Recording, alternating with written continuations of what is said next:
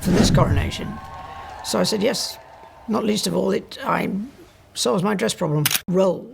What we do, we hope, contributes to the monarchy and the way in which it can convey continuity of not just interest, but of service, of understanding. In a significant and strategic move for the British monarchy, King Charles III has granted his 17-year-old nephew, James, Earl of Wessex, the title of His Royal Highness Prince.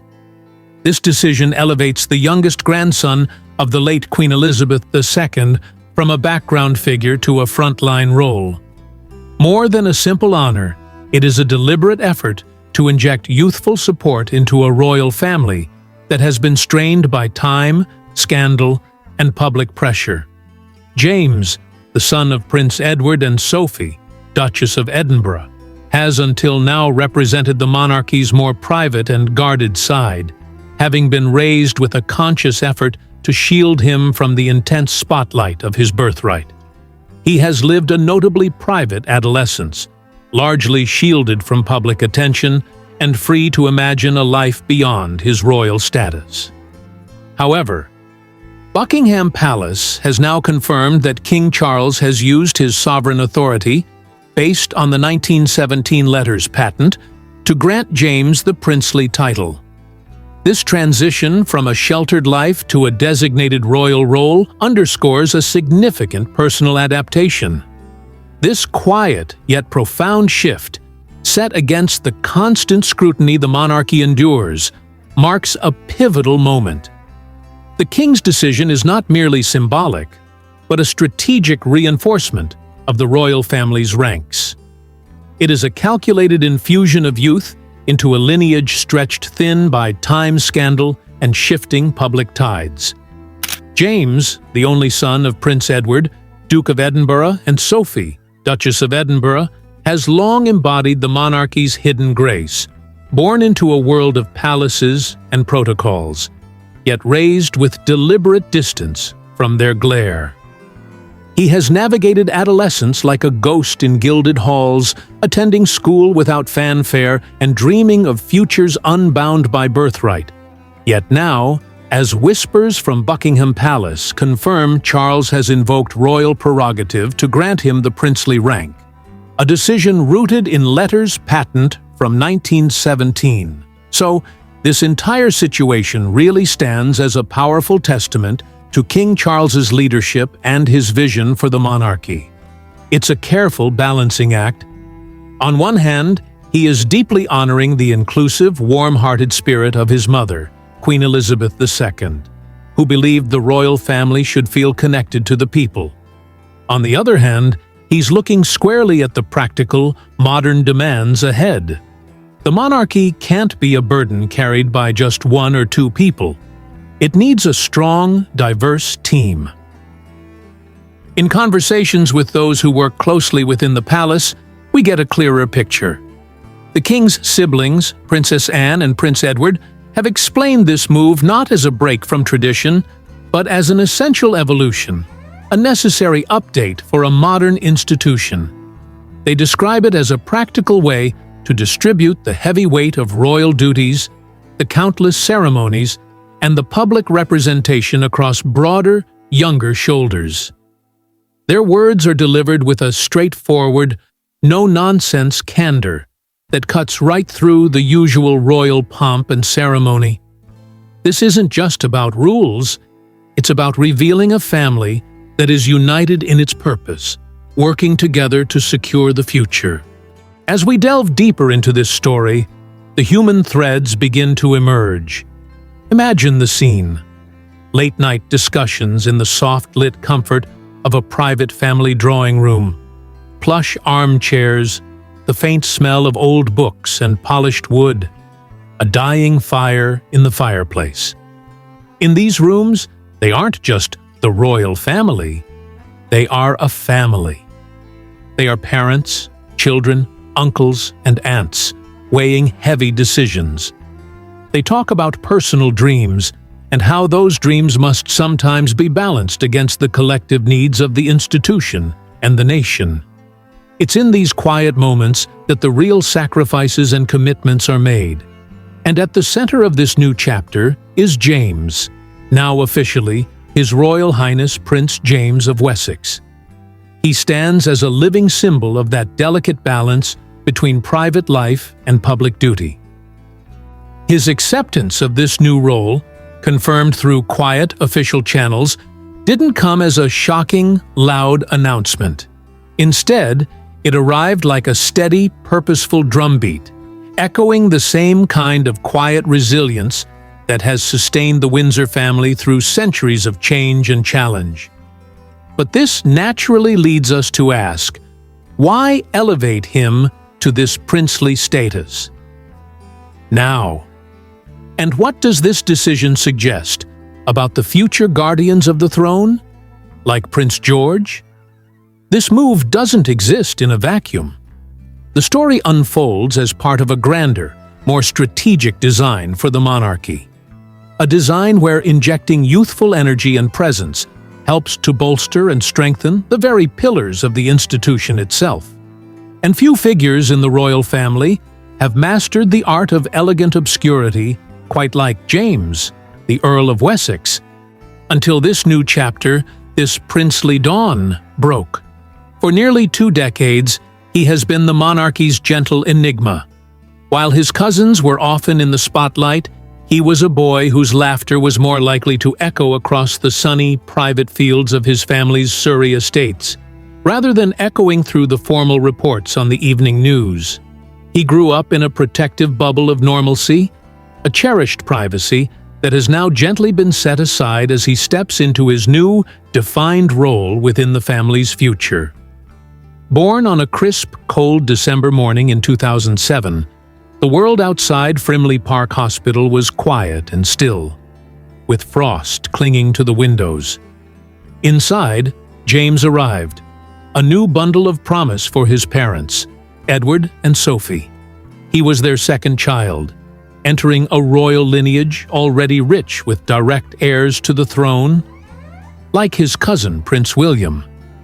Yet, from his very first breath, his path was designed to be different. It was not the well-trodden royal runway, full of immediate titles and constant public attention. Instead, his parents had charted a unique course for him, intent on granting him the precious gift of a normal life, even amid the privilege of aristocracy. This deliberate restraint wasn't a sudden decision. It stemmed from a pact, a promise Edward and Sophie had made to each other when they wed in 1999. They resolved to forego the traditional His Royal Highness, HRH, styling for their future children. They wanted their son and daughter to have courtesy titles, like Viscount Severn, that would whisper of their nobility without shouting their privilege from the rooftops. It was a philosophy of protection, a shield built out of love. Sophie articulated this beautifully in a 2020 interview. She said, in essence, "We want them to grow up understanding the value of hard work, not being hidden behind grand titles that might eclipse their own voices and personalities." So, from birth, James was known as Viscount Severn. This title was like a gentle nod to his heritage, not a heavy crown. His school days were spent at mainstream institutions, where he could form real friendships where kids liked him for who he was, not because they had to bow or curtsy. Family holidays, like trips to the Balmoral estate in Scotland, were about kinship and connection with his extended family, enjoyed without the constant presence of courtiers and staff. He was a good student too, showing a particular talent for history and geography. These passions hinted at a young mind that was attuned to the world's stories and his own family's legacy, without feeling chained by it. A subtle shift came in March 2023, when his father, Edward, became the Duke of Edinburgh. James inherited the older title of Earl of Wessex. It was an escalation, but still one veiled in modesty. The public began to see more of him, a tall, lanky young man standing alongside his father at events like the 2024 Easter service. Clad in understated suits, his quiet presence began to speak volumes. His personal interests bloomed away from the spotlight. He developed a love for sailing on the Solent waters, feeling the wind and salt spray. He took volunteer stints with environmental charities, a passion that echoed his Uncle King Charles's lifelong green ethos. And through his mother, Sophie's global humanitarian work, he gained a budding fascination with diplomacy and helping others. These pursuits painted a picture not of a spare part in the royal machine, but of a young man actively forging his own identity, much like his sister, Lady Louise, was doing at St. Andrews University. Yet, as the monarchy evolved under King Charles's slimmed-down vision, where fewer senior royals carry out duties to curb cost and public scrutiny, eyes naturally turned to James and the Edinburgh line. His recent elevation to Prince now formalizes that latent potential. It's an honor that recognizes his readiness without demanding immediate, full-time royal fealty. This aligns with modern royal roles, like Princess Beatrice's, allowing for flexibility. In private circles, his father Edward has confided that this step honors James's growing maturity, while still carefully safeguarding his youth, a sentiment echoed by his pragmatic Aunt Anne during family meetings. Their endorsements, drawn from decades of loyal service, underscore a fundamental truth. The crown endures not through isolation, but through the constant infusion of new, dedicated energy. This transition, however, stirs deeper questions about belonging. Does a princely rank liberate a young man, or does it limit him? For James, it opens doors to meaningful work in areas like youth advocacy and heritage preservation, fields where his fresh, modern perspective could truly resonate. Yet it also invites the intense public gaze he once so successfully evaded. The ordinary schoolboy scrapes of yesterday could become tomorrow's tabloid stories. As he now contemplates university, perhaps even studying abroad in a nod to the royal wanderlust of his ancestors, the weight of this new chapter settles upon him. His story, once a quiet footnote in royal history, now becomes a vital part of the monarchy's future. It is the story of a young man learning to balance his personal bloom with the institutional breadth of a 1,000-year-old monarchy, finding his own voice within the chorus of history. The convictions that guided King Charles's hand in this decision are deep and personal, rooted in both the hard lessons of recent years and a clear-eyed vision for the future. He is not just a king, but a father, an uncle, and the head of a family business that is also a centuries-old institution. His actions are guided by a blend of heartache, hindsight, and hard strategy. The revelations of this strategy lie in the measured words of his siblings, Anne and Edward. Their insights are so valuable because they have never been the stars of the show. They are the reliable, hard-working supporting cast who have kept the institution running for decades. When they speak, they reveal a plan that is as shrewd as it is sentimental. Sentimentally, Charles has lived through the painful, very public family upheavals. He saw the damage caused when royal members felt sidelined, unsupported, or trapped by their titles. He also carries the memory of his parents' unwavering dedication. By elevating James in this gentle, preemptive way, he is applying a bandage to old wounds. He is saying, "We learn from our mistakes. We will not let a younger member feel isolated or without a clear, valued role." It's an act of family inclusion, meant to strengthen bonds and prevent future rifts. Shrewdly, Charles is a manager dealing with a personnel crisis. He is implementing his slimmed-down monarchy, but he's discovering a problem. The firm is dangerously short-staffed. His brother Prince Andrew is retired in disgrace. Prince Harry and Meghan have left for America. The Queen and Prince Philip, two of the hardest workers, are gone. This leaves a huge gap. Who will open the new hospitals, visit the charities, and tour the Commonwealth? William and Catherine are the future, but they cannot do it all, and their children are still too young. Charles himself is managing a cancer diagnosis, so he looks at his reliable brother Edward, his tireless sister Anne, and sees their children, young, stable, and well-raised. He needs them. This isn't just a nice gesture, it's a strategic investment in human capital. When Buckingham Palace issued that short, formal bulletin on James's new status, it was a classic royal move. It landed like a velvet glove on an iron fist. The velvet glove was the soft, simple announcement. No big party, no boastful press release. It was gentle, respecting James's youth and his parents' wishes for a normal upbringing. But the iron fist beneath was the firm, unshakable purpose: to secure the monarchy's future. King Charles, using his power as sovereign, made a deliberate decision to use an old rule, the 1917 letters patent, to solve a modern problem. This is why the mechanics are so important.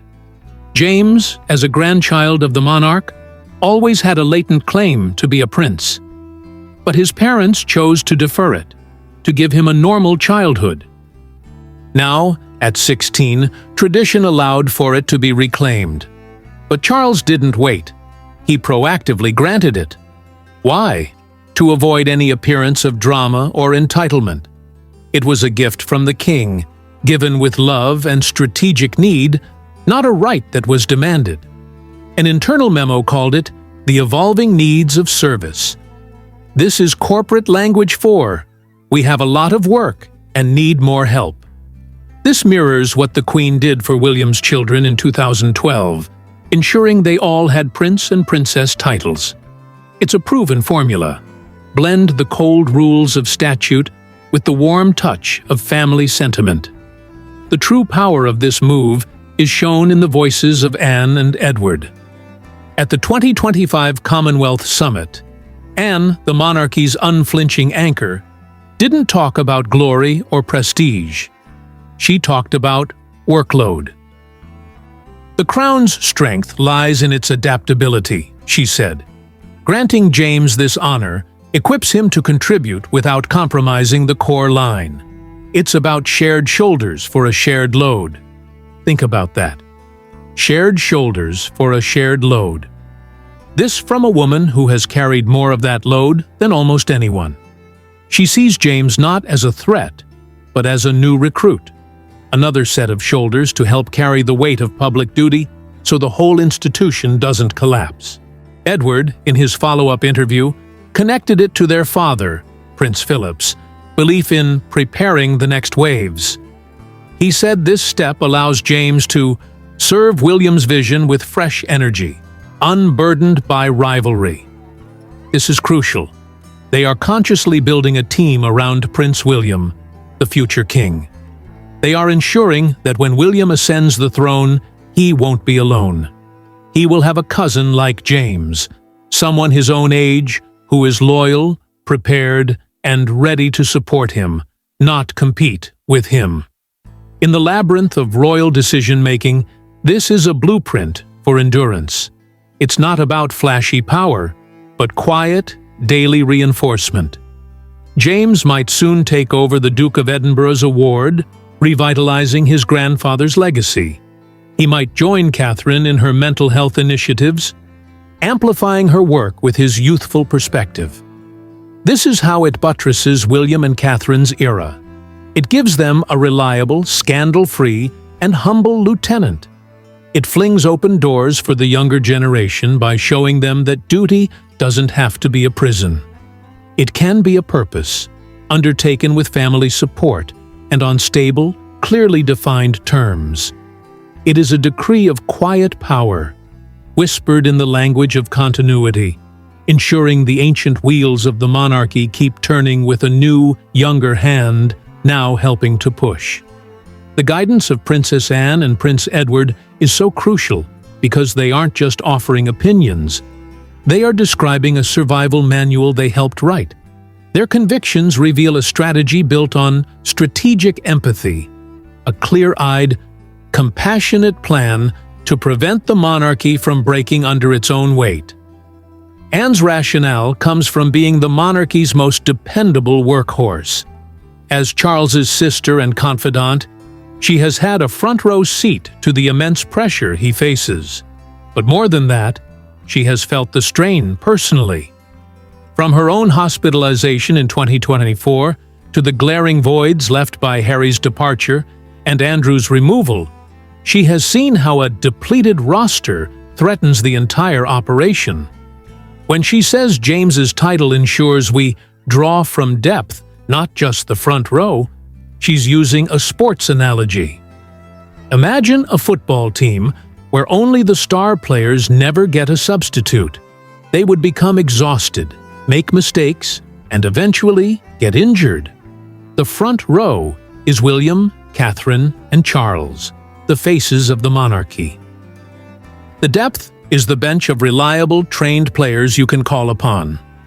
James is now a key part of that depth. Her championing of a team of teams model is a modern management concept. It means that instead of one central, overwhelmed team, you have smaller, agile teams working on specific tasks, all aligned toward the same goal. Peripheral royals, like James, provide ballast, the heavy weight in the bottom of a ship that keeps it stable in a storm. He won't steer the ship, but his presence helps keep the entire vessel from capsizing when the waves get rough. Edward's perspective, the nurturing strategist. Edward complements this with a father's care. His reflection that he and Sophie raised James to choose freely is vital. This grant from Charles isn't a command, it's an invitation. It affirms James's place, but does so in a way that supports, rather than threatens, the main line of succession. Drawing from his background in theater, Edward understands casting. You don't put a brilliant character actor in the lead role if it doesn't suit them. You put them in a supporting role where they can shine and make the lead look even better. James, with his quiet commitment, is perfectly cast in a supporting role for William's modern monarchy. This is designed to be free from succession shadows, meaning there is no jealousy or rivalry, because James's path is clearly defined as one of assistance, not ambition. Together, their counsel paints a complete picture. Anne provides the cold, hard facts of institutional need, while Edward ensures the human element of personal readiness and family harmony is preserved. How this specifically fortifies William and Catherine. At its heart, this entire maneuver is about building a protective, supportive structure around the future king and queen. 1. It provides reliable relief and prevents burnout. William and Catherine's plate overflows, as Anne notes. They are preparing for the throne, raising a future monarch, and leading major national initiatives. James can act as a quiet quartermaster. A quartermaster doesn't fight on the front lines, but ensures the troops are fed, armed, and equipped. James can handle the groundwork, the regional visits, the youth forums, the ribbon-cutting ceremonies that are essential but time-consuming. This frees William and Catherine to focus on high-impact, strategic projects and their young family. 2. It creates synergy without overlap.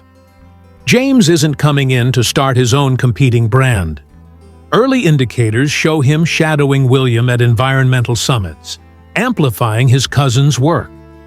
He could aid Catherine's early years projects, bringing a young person's perspective to her initiatives.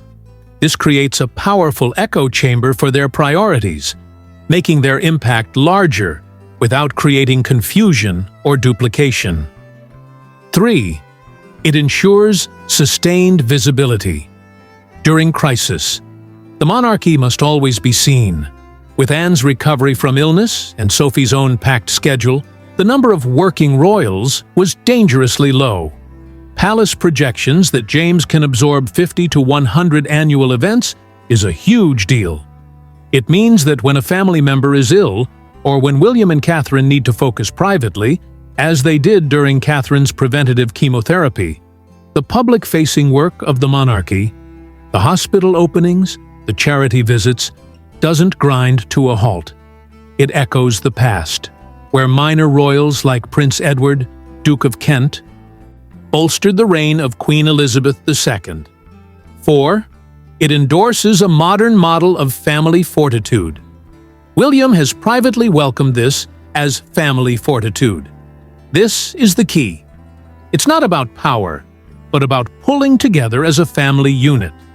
The model, endorsed by Anne's legendary efficiency and Edward's sense of equity, ensures that William and Catherine's innovations, like their focus on digital diplomacy and mental health, can flourish because they have the bandwidth to think creatively, rather than just struggling to keep up with a relentless diary of appointments. James's elevation isn't just about him, it's a blueprint for the future. It shows the younger generation, like Princess Charlotte and Prince Louis, and even their future cousins, that there is a dignified, meaningful path available to them. It distributes duties democratically, as Anne said. It signals that you don't have to be the direct heir to the throne to serve your country. You can have a title and a purpose that doesn't eclipse the monarch, but enhances the entire institution. It deftly dodges discord by being transparent, inclusive, and clearly defining roles from the outset, learning from the past conflicts born from confusion and a lack of a defined place. The architecture reveals itself not as a palace coup, but as a scaffold for sovereignty's next sunrise.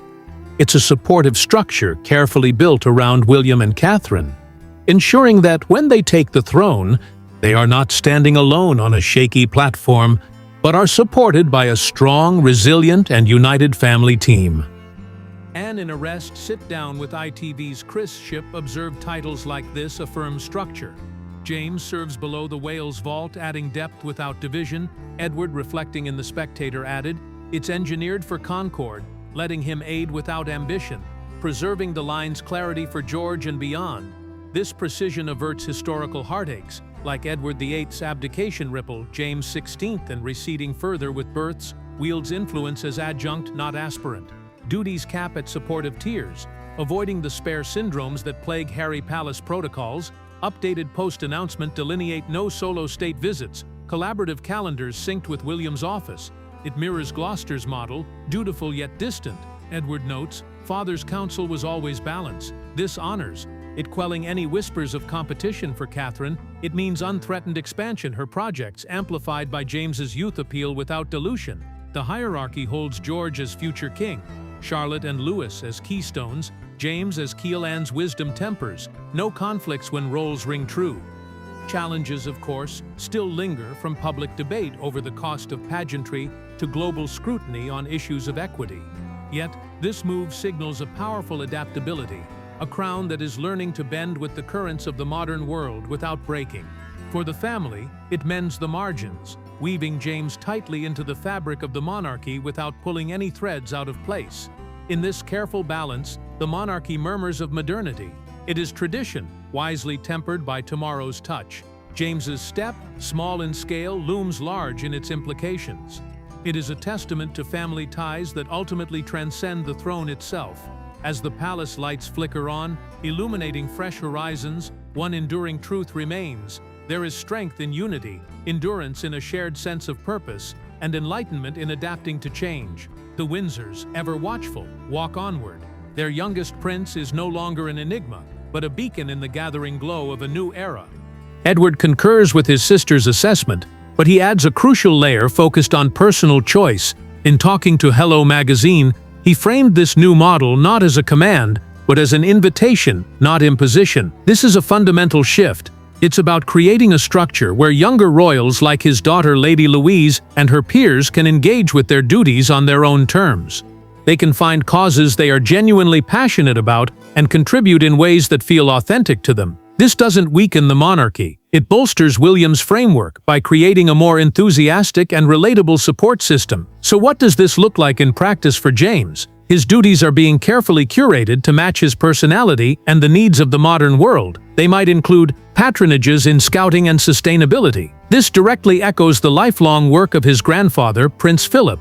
James could become a modern face for the Duke of Edinburgh's award, encouraging outdoor adventure and personal development in young people. His love for the environment positions him perfectly to champion conservation charities, becoming a credible voice for his generation on climate issues.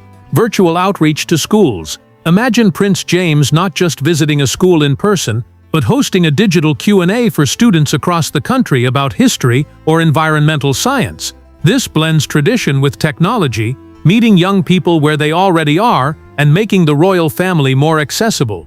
Edward echoes this, reflecting, "It's engineered for concord, letting him aid without ambition."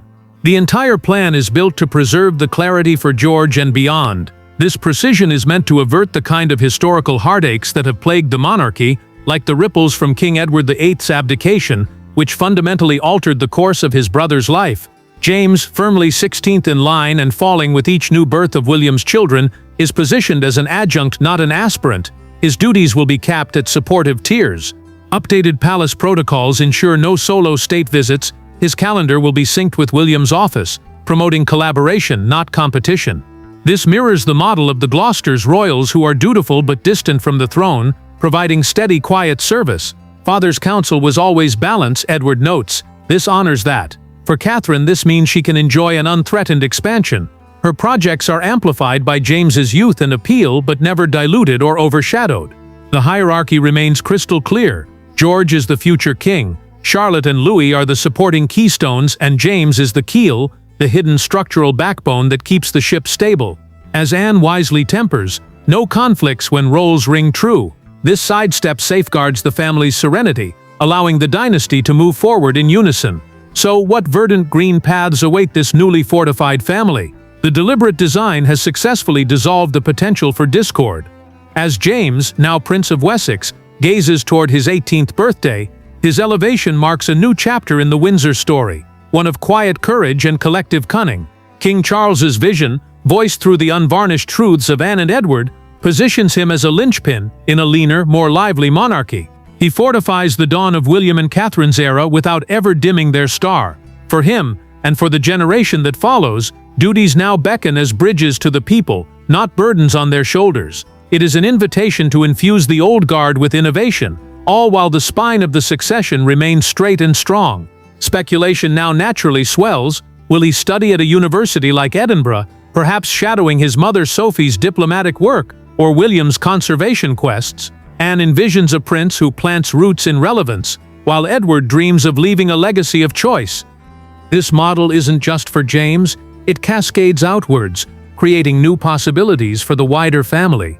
Cousins like Peter Phillips or Zara Tindall, who have built lives outside the royal bubble, could formalize advisory or supportive roles for specific causes they care about. Even Princess Beatrice's young daughters would grow up glimpsing a form of structured service that is optional and tailored, not obligatory and overwhelming. This strategically counters the staffing shortage narrative. With royal analyst Emily Andrews projecting James could handle 75 engagements a year after university, it provides a tangible solution. For Catherine, this means her groundbreaking initiatives on early childhood development gain a junior ally. A young prince like James talking about mental wellness or the importance of play would resonate powerfully with teenagers, fostering intergenerational bonds that make the ancient institution feel more human and connected. The beauty is in the boundaries, Edward emphasizes, likely thinking of the careful path they've navigated with his own children. Duties optional, scrutiny shared. He adds, "We learned from Louise's choices. This empowers without enclosing." This philosophy seems inspired by Scandinavian blueprints, where lesser-known royals have the flexibility to opt into public life without being trapped by it. For this new youth wave, it means finding purpose without a prison, where duties are a dialogue with the nation, not a decree from the palace. As Princess Anne so perfectly quips, the crown isn't a solo, it's an ensemble. This empowerment redefines legacy. turning the abstract potential of young royals into a tangible partnership for the future. But how does this delicate operation avoid the historical pitfalls of jealousy and succession conflicts? The strategy here is one of brilliant clarity and precision.